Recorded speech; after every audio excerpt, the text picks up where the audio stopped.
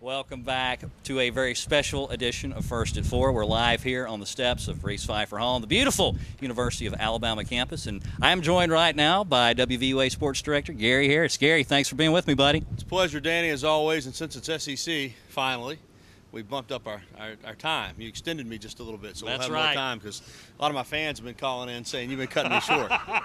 Just kidding, of course. They've been calling me, too. They're like, why are you cutting Gary But off? it really is a different vibe. We were talking during the break, and you know, no disrespect to Kent State or North Texas, the two previous home games, but it's amped up this week, no doubt about it. You know, it's an SEC game, and not just any SEC opponent, but a team coming in here ranked 14th in the country in Arkansas, and a team that's made no bones about it. You know, they feel like they've got to find a way to beat Alabama if they're going to reach their goal, which is to get to Atlanta. You know, they lost to the Tide last year, 24-20 in Fayetteville, and really rebounded from that nicely. Wound up finishing second in the SEC West, got to the Sugar Bowl where they played Ohio State, so they had a good season.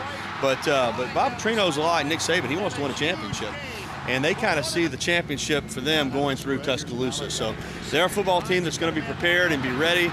You've got an incredible offense on one side in Arkansas, basically leads the SEC in all the statistical categories. On the other side, Alabama's defense, the same, Danny. They basically lead the SEC in just about every defensive category. So if you want to take a simplistic approach, you could say it's Arkansas's offense versus Alabama's defense, but we know that the Alabama offense, the Arkansas defense, and the special teams will all play a role. It's going to be a big-time football game with a lot of intensity and a lot of excitement, and I'm looking forward to it. Absolutely. And this has become, it seems, over the past 5 or 6 years, this is always Bama's first big test of the season. You play your schedule, and I realize whenever Alabama scheduled Penn State that people figured that would be more of a test than they've ended up being the past couple seasons. But really tomorrow we get our first look at how Alabama's probably going to perform in the SEC against real top-notch SEC talent. Well, it's been the first SEC game for the last few years, and again, Penn State was a big football game up there at Happy Valley.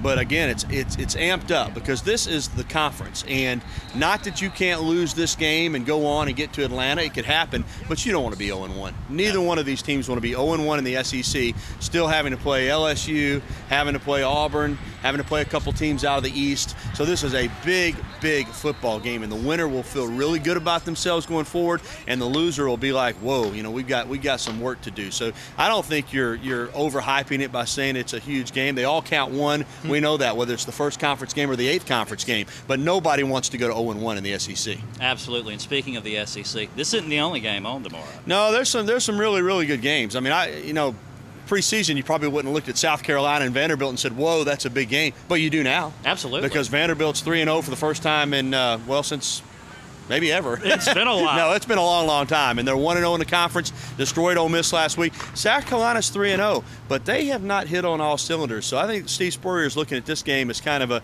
a statement game for South Carolina, and a game I'm very interested in, the Hot Seat Bowl over in Oxford, Mississippi. You've got Mark Richt at Georgia. You got Houston Nutt at Ole Miss, and I tell you, whoever loses that game, man alive, their fans are going to be all over them. Particularly, I think, if it's Ole Miss, because those Ole Miss fans right now are not enamored with Houston Nutt. And if he loses at home to Georgia, particularly if they get blown out, you could hear some catcalls for his job. Absolutely. A road game up to Nashville last weekend that couldn't have went worse. Yeah, it got beat 30-7. It was 30-0 at one point. Vanderbilt. I mean, they got hammered. So yeah, the heat is on in Oxford, Mississippi, and outside of the conference, you got LSU going up to Morgantown, West Virginia, to play West Virginia, and that West Virginia offense is explosive. So LSU, as good as they are on defense, they're going to be challenged. Of course, you also, speaking of football, you still got my Football Friday shirt on. There you are. Let me get a plug in for our high school show tonight, because before all the college action tomorrow, we've got 12 West Alabama high school games that we'll have highlights from tonight, plus all your scores. That's Football Friday, 10:35 tonight, only on WVUA. And I'll remind folks, if you can,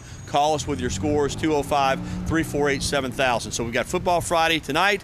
Then in the morning, we've got Crimson Tide Kickoff, which you always talk about at 8 a.m. John Huddleston and myself, plus former UA Athletics Director and former Arkansas Assistant Coach Hootie Ingram will join us live on set to break down this Arkansas-Alabama game, plus talk about college football expansion and where that's headed. So it's a huge weekend on tap for home team sports. There you go. Who's the special celebrity guest picker tomorrow? I don't know yet. Oh, it's a surprise. Well, we've got it, but you put me on the spot, and I can't remember right now. But it's not me. No, John Huddleston's got all that information downstairs. I'll go down and find out. Well, but no, it's not I didn't need to put you on the spot. No, that's okay. I was double checking, making sure it wasn't. I should know these things. It's all right. It's not a big deal. Gary, thank you so much for being with us again. Don't forget, you can get your game day started bright and early right here on WVUA TV. Join Gary Harris and John Huddleston for Crimson Tide Kickoff, presented by Alpha Insurance, bright and early tomorrow morning at 8 a.m.